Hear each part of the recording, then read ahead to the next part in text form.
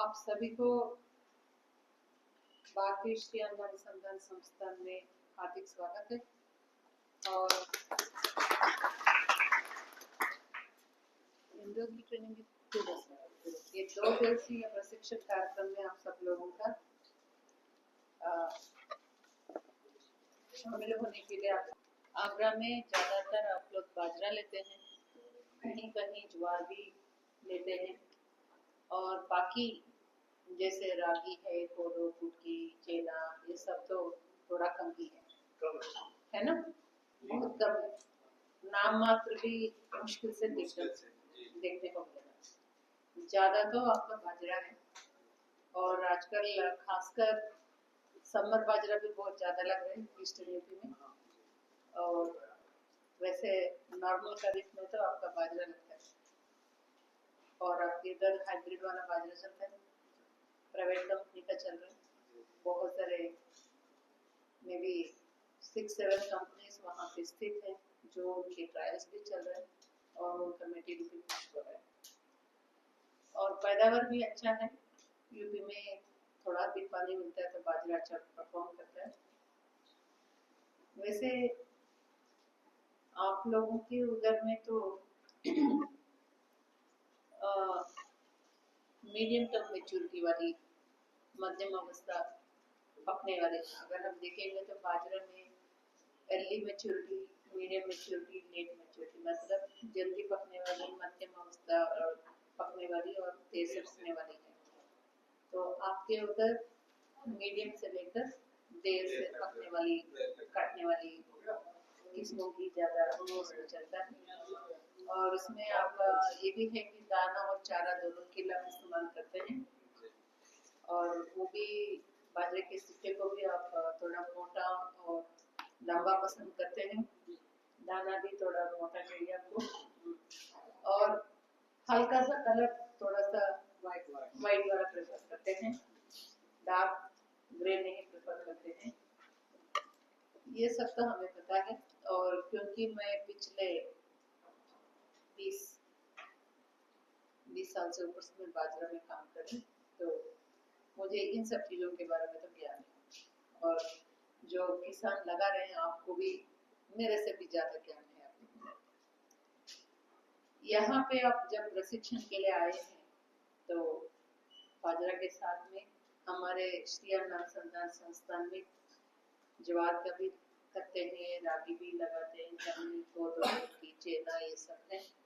तो आप इन सब चीजों का भी उन्नत तकनीकी उगाने का, किस्मों के बारे में, और क्या क्या करना है, कैसे करना है, इन चीजों को भी जानकारी आप ले लीजिए। वैसे हमारे वैज्ञानिक भी आपको देने के लिए तत्पर हैं, और उनके पास भी इंफॉर्मेशन है। हाँ, ये हो सकता है कि सभी लोग हिंदी में आप लोगों को बता नहीं पाएंगे। कुछ लोग हिंदी में बोल सकते हैं, कुछ लोग नहीं बोल सकते हैं। जहाँ जहाँ आपको तकलीफ है, आपको मॉडरेटर्स होंगे जो आपको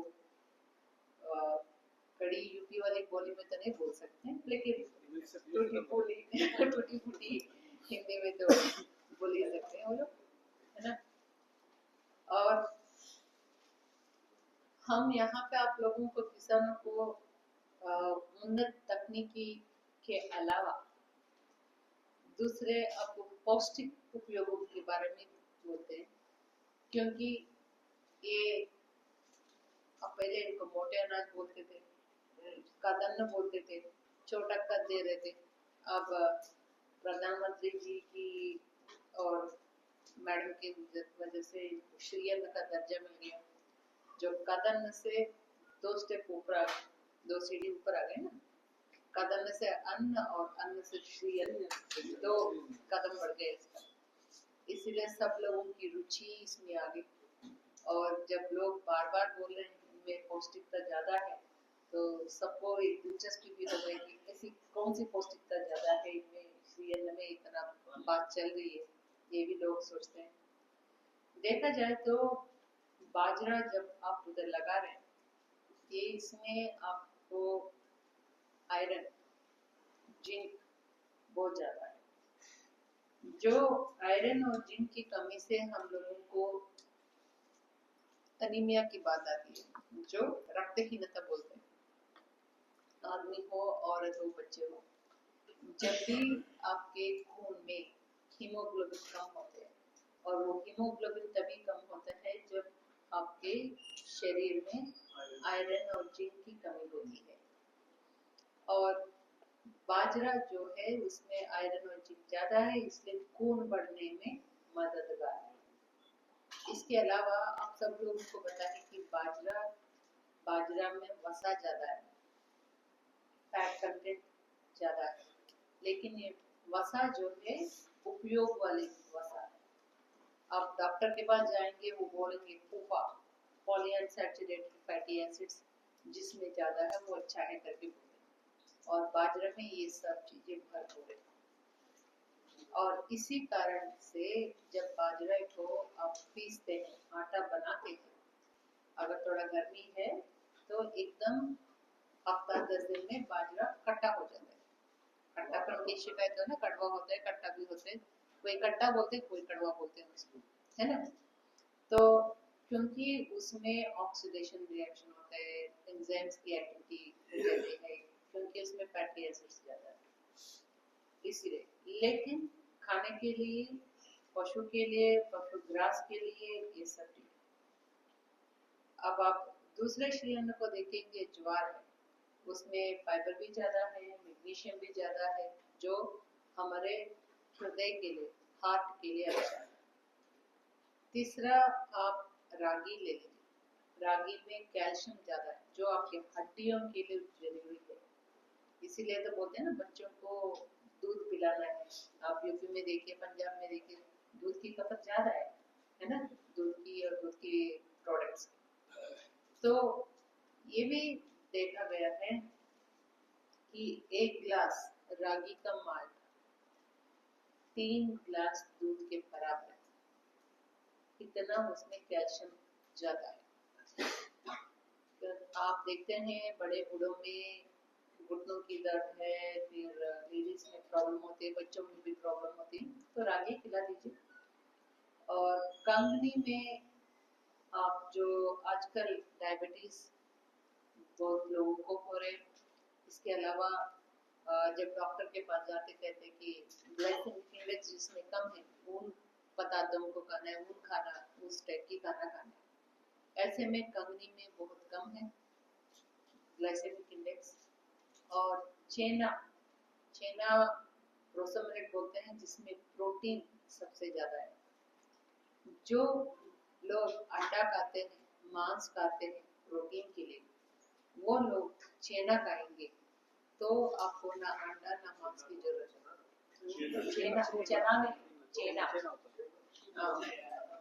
चना नहीं, चेना, ठीक है।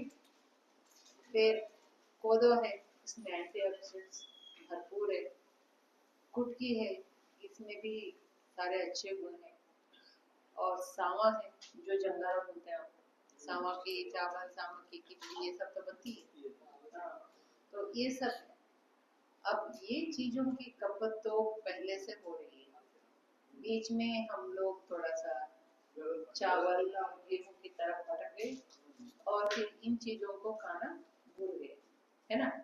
तो अब और बीच में हमने इन चीजों को खाना छोड़ दिया, तो हमारे शरीर पे क्या असर पड़ रहा है हम सबने देख लिया।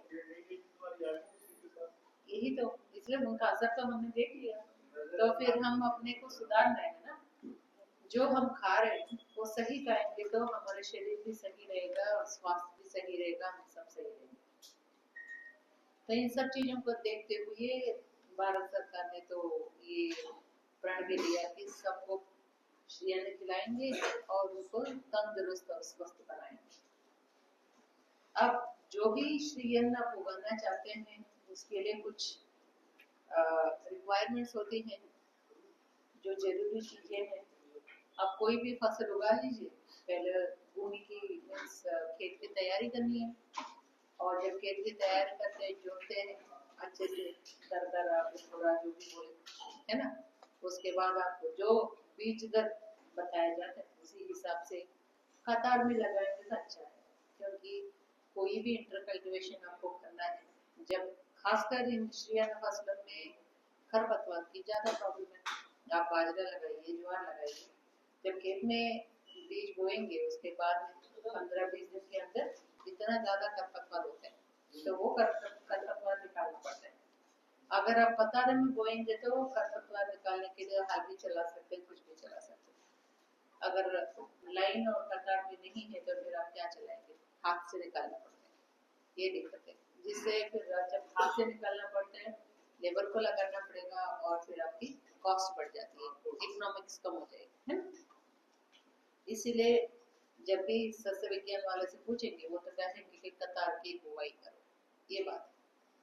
और फिर जहाँ पे लेबर की ज्यादा प्रॉब्लम है और लेबर की कॉस्ट ज्यादा है तो बुवाई के बाद तुरंत प्री इमरजेंस हेर्बिसाइड छिड़काते हैं ताकि जो 15-20 दिन के अंदर जो उगने वाली खरपतवार है उन सबको हम निकाल सकते हैं, वो नहीं आएंगे, उसका असर 15-20 दिन रहेगा।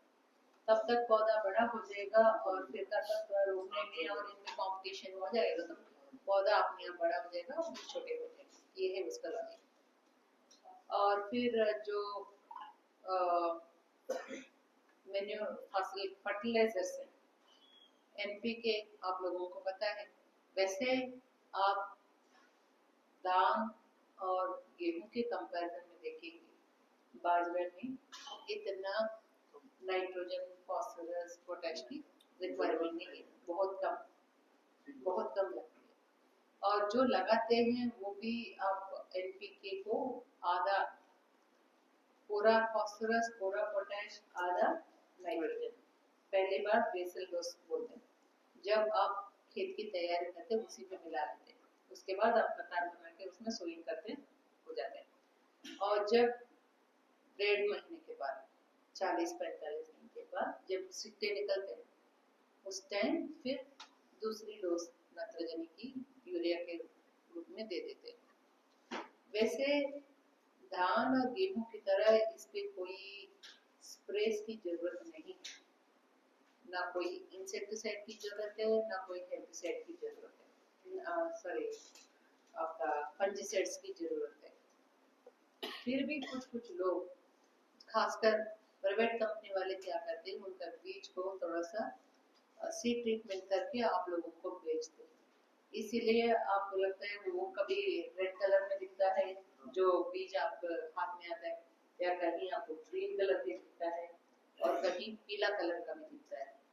ये सब सीड ट्रीटमेंट के असर है, लेकिन उसका असर ये है कि थोड़ा सा अच्छा भी प्लांट स्टैंड हो जाता है और पौधा भी थोड़ा मजबूत दिखता है, अच्छे से बढ़ जाता है।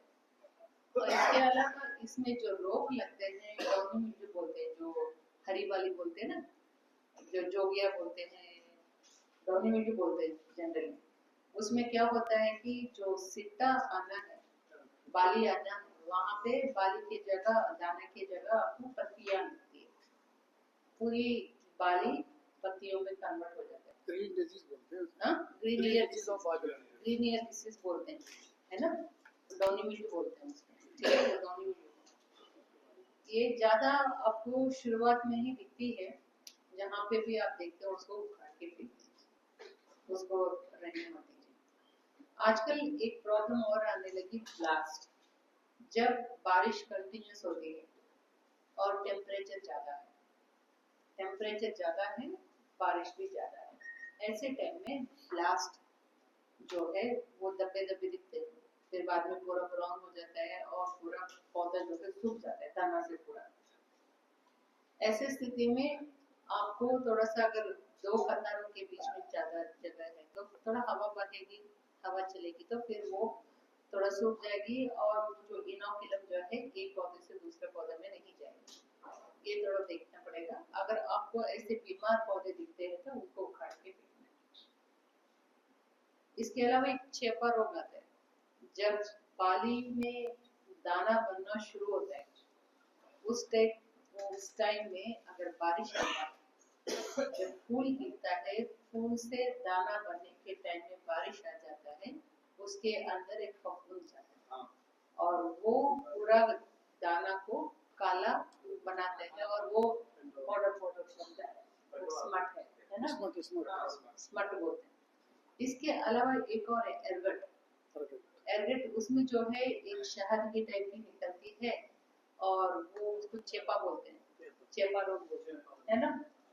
ऐसी चीजों के लिए आपको बीज जो है ना सीड ट्रीटमेंट, शुरू में क्या करते हैं, सीड ट्रीटमेंट के पहले जो बीज आते हैं ना, आप उसको थोड़ा सा नमक वाले पानी में, नमक घोल के पानी में डाल दें। जो बीज सही नहीं है वो तैर कर और वो डाके निकाल दें। एक आसान तरीका है किसानों को अपने घर पे करने वाला। और इतना ध्यान देना है कि बाजरा में तो चिड़िया की तो बहुत प्रॉब्लम है। आजकल हम लोग नए वेराइटीज हाइब्रिड्स बना रहे हैं जिसमें रेशे निकलते हैं। तो जैसे दाना पकता है रेशे भी थोड़ा सूख जाते हैं। जब वो रेशे सूख जाते हैं वो चुभते हैं, तब चिड़िया उस पर बैठती नहीं है। ऐसा टेक्निक, ऐसे हाइब्रिड्स बनाने की कोशिश तो चल रही है। एक MPMH 17 करके हाइब्रिड जिसमें ऐसे रेशे आते हैं और चिड़िया उस पर बैठ नहीं पाता है। अदरवाइज जहाँ पे रेशे नहीं है चिड़िया तो खूब लगती है, किसान इसी से परेशान हो जाते हैं। कुछ नए इक्विपमेंट्स भी आए हैं, कुछ ट्रैक्टर अलग अलग आवाजें निकालता है वो इक्विपमेंट, 16 से चलता है, लेकिन पहले 2-4 दिन तो चिड़िया उसके आसपास नहीं आएगा। उसके बाद उसको भी समझ में आता है कि ये ऐसा है, फिर उसी के ऊपर जाकर बैठ जाते हैं। ये तो हमने बहुत देख चुके हैं। तो इसलिए आपको इसका एक ही उपाय है, अगर ज्यादा एरिया में बाजरा लगता है, सारे चिड़िया इतना बाजरा तो नहीं खा सकते, आप अपने आप का बचा सकते हैं। और सब लोग मिलजुल कर 2-4 किसान अपने खेत का एक बंदा पूरा चलता रहेगा तो ठीक है, बारी बारी अपना कर सकते हैं, इसमें थोड़ा आप अपना पैसा बचा सकते हैं। और कटाई के टाइम में जब बाजरा हरी से थोड़ा सा पीला बन जाता है और दाना जो है थोड़ा सा सख्त बनता है, उस टाइम आपको हार्वेस्ट करना शुरू करना पड़ेगा। और ये देखिए कि उस टाइम बारिश ना हो, बारिश हो जाएगा तो फिर उसमें कुछ जगह हमने ये भी देखा है उसमें से वो स्प्राउटिंग अंकुरण हो जाता है, वो भी प्रॉब्लम आएगी, इसलिए फिर वो दिक्कत होती है। और देख लीजिए, और हार्वेस्ट करने के बाद थोड़ा अच्छे से सुखा के ड्रेसिंग करके उसका अच्छे से, जब नमी 12 से 13% मतलब आप उसको पकड़ेंगे तो आपको थोड़ा हल्का सा नमी नहीं होनी चाहिए। दाना अब आप चबाएंगे कट करके वो हो जाता है, वही तो निशानी है। ऐसे में निकाल के अच्छे से भंडारण कर सकते हैं। तो नमक का पानी आप बहुत बताया हमने, उसमें कितना टाइम बस 15-20 मिनट रखना है, इससे ज्यादा। और कितने पानी में नमक के बाकी के निकाल दो, हाँ बस कितना पानी में नमक डाल वो है 5 to 10% करते हैं, वो भी अंदाज ज्यादा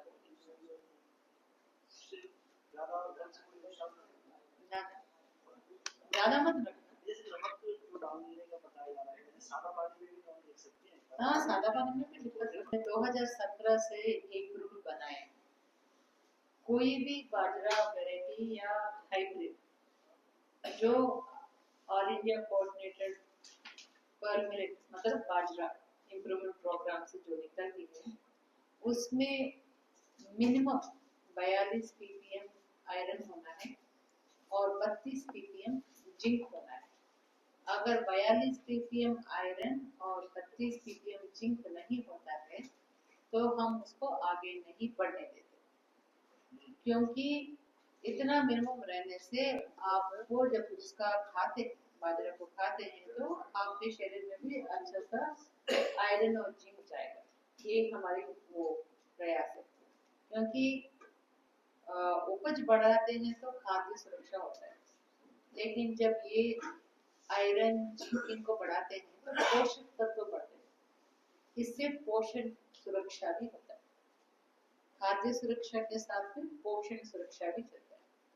इसके अलावा बाजरा ऐसी फसल है आप समर में लगाए, ऐसे समर में कौन सा फसल खड़ा हो सकता है बताइए, जो फलेगा भी और फूलेगा भी और फलेगा भी। इस साल बाजरा गर्मी में हुए थे, हमारे यहाँ अप्रैल में और मार्च में वाले लगे, उन्होंने सफेद गिरा रहा है। वो लग आ रही है ना वो, हाँ। तो 2 बार फसल हुई है ना साथ हाँ। हमारे 2 बार फसल हुई आगरा से लेके और हाथरस तक, तो उसमें ये गिरा रहा है। उसके तो लिए या तो हीट से आती है, गर्मी से नहीं, हीट से नहीं आ रही, उसको आसपास में और कोई फसल दिख रहा है क्या? नहीं, टोटल बाज रही है। इसीलिए तो कह रहे हैं। अब कीड़ों मतलब वो लटकोबी या कीड़े जो भी है उनको खाने के लिए और कोई फसल दिख रहा है आसपास? जितनी गर्मी, भीषण गर्मी, बस यही मिल रहा है ना उसको खाने के लिए, ये दिक्कत है। उसका भी इंतजाम हो जाएगा, बताएंगे आपको अलग से। और बाजरा में एक और खूबी है कि जब आप मार्च में लगाते हैं, फरवरी में, आलू के बाद, आलू निकालने के बाद इसे लगाते हैं, आलू के बाद में तो बाजरा लगा रहे हैं, है ना? उसमें क्या है, आलू में तो आप पूरा पोषण करते हैं, पूरा फर्टिलाइजर देते हैं अच्छे से भरपूर, फिर भी उसमें थोड़ा बच जाता है खेत में। अब बाजरा वो सब निकाल लेता है अच्छे से, आपको ऊपर से ज्यादा देने की जरूरत भी नहीं है। और उसमें इतना है कि थोड़ा पानी चाहिए, पानी तो 4-5 महीने लगते हैं, पानी देते हैं तो अच्छे से वो निकलता है, और जोजिया भी निकलते हैं, सिट्टे भी आते हैं, और बहुत अच्छा हरा चारा भी आता है और दाना भी आता है, वो इससे पैदावार पैदावार भी हो जाता है। आपका 5.5 से 7 टन तक मैंने रिपोर्ट देखा है, और मैंने उधर गई भी थी 2-3 बार, उधर मैंने देखा भी, तो अच्छा है। और गर्मी में हरा चारे की तो बहुत डिमांड होती है, मैंने देखा है उधर गुजरात में, और वहां पे क्या करते हैं, वो पोली बनाते हैं, उसको क्या बोलते हैं, एक बंडल बनाते हैं, एक बंडल, हाँ, छोटी छोटी गठरी बनाते हैं हरे चारे की, और उसको 15 रुपए में, 10 रुपए में, 15 रुपए में ऐसे बेचते हैं। हाँ, तो उससे किसान को बहुत फायदा है, बहुत उसमें इनकम होता है। इसके अलावा पैदावार भी बढ़ता है, तो ज्यादा वो भी आता है, उसका भी इनकम मिलता है, ये है। और आपके पास तो मीडियम मेच्योरिटी से लेट मेच्योरिटी के हाइब्रिड्स हैं, जो 75 से 85 दिनों के बीच में पकता है ना? और कोई जानकारी आपको? इसको ज्यादा ये लेने के लिए क्या ज्यादा यील्ड देने के लिए आपको अभी जो भी बताया वही करना है। देखिए, जहाँ पे आप ज्यादा न्यूट्रिएंट्स देते हैं, बाजरा रिस्पॉन्स तो करता है, इतना ज्यादा न्यूट्रिएंट्स देना जरूरी है नहीं है ना? जितना जरूरी उतना ही देना। आजकल लोग क्लाइमेट चेंज की बात कर रहे हैं, और क्लाइमेट चेंज की इससे क्या हो रहा है कि पानी कम होने वाला है, इसीलिए तो कह रहे हैं आप ज्यादा दान मत लगाओ। हमारे लोग कहते हैं ना कि हम ज्यादा दान लगाए, इतना पैदा हो रहा है, हम इतना एक्सपोर्ट कर रहे हैं। और कुछ लोग ये बोल रहे हैं आप 1 kg धान उगाने के लिए 2500 से 3000 लीटर पानी लगता है, 1 किलो धान उगाने में। वही 1 किलो बाजरा उगाने के लिए आपको 350 से 400 लीटर की पानी लगती है।